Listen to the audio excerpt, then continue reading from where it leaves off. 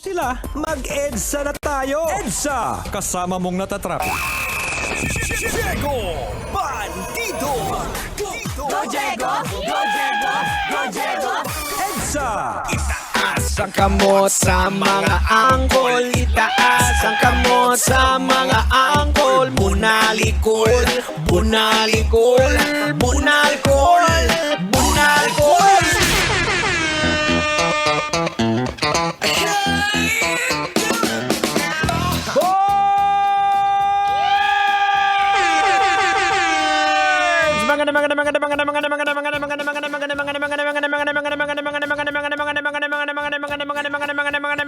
Kalbo. Ako sa lahat. Oras po natin mga kabisyo. Check your love radio. TikTok it is now 31 minutes makalipas sa oras po ng alas 7 ng gabi. At syempre kayo pa rin po yung nakatutok dito sa pinakamalupit, pinakamasayang programa sa radio, baby! Ito po ang programang EDSA! at syempre kasama pa rin po ang buong tropa. Pinangungunahan po yan ni Tang!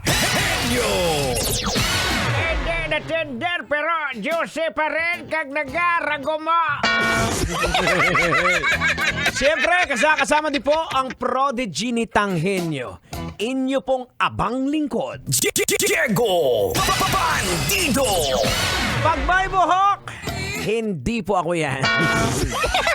Siyempre, hindi makukumpleto po ang programang EDSA kung wala ang napakakulit! Oh no!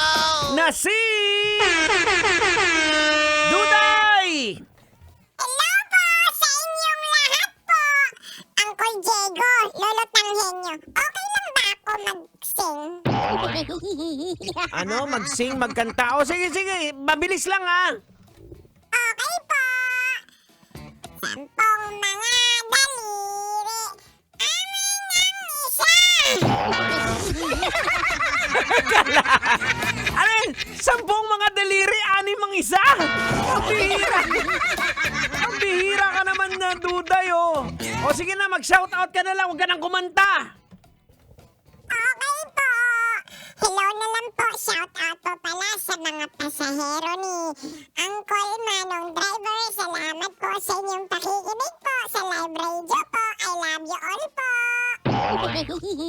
Ba talaga to si Duday? 10 mga daliri, 5 ang isa? Ang bihira. O eto na, mga kabisyo. Pag-usapan na natin to.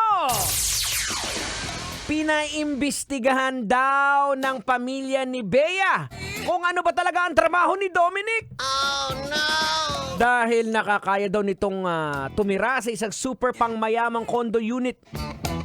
Sabi, ito daw ang dahilan ng kanilang isplitan. Ito po ang pahayag ng isang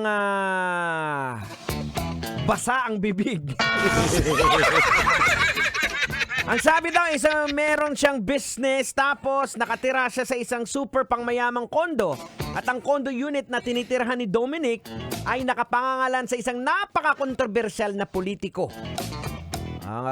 Politiko ang sabi ko, lalaki. Lalaking politiko. Oh no! Yan po ang pahayag ni Christopher Min! Logican na natin to! Ay sige, logican mo na yan! Logika na yan! Logika na yan! Alright mga kabisyo, logican na natin to. Anong leksyon ang ating mapupulot? Anong aral ang ating madudukot? Boards, ang leksyon na maaari nating mapulot at aral na maaring madudukot ay dapat maging transparent po tayo sa ating mga partners. Correct!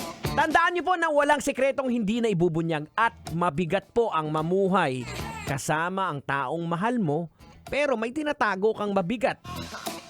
'Di ba? Na hindi mo masabi. You can't pretend all your life.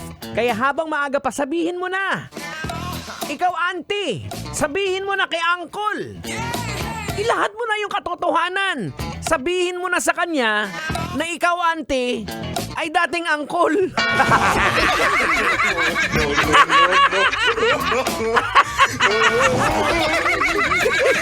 Sabihin mo na! Sabihin mo, darling!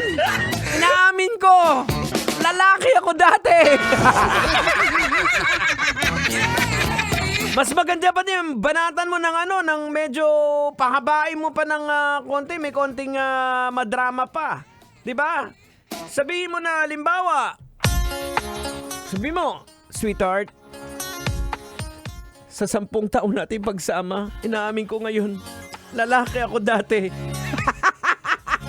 Ay, naku mga kabisyo. We got 36 minutes after 7 o'clock. Kaya pa rin po yung nakatutok dito sa programang EDSA. Here's a song coming from Matchbox 20 with Unwell, right here in Metro's number 1, 90.7 Love Radio. Good evening. Sasakyan sigaw.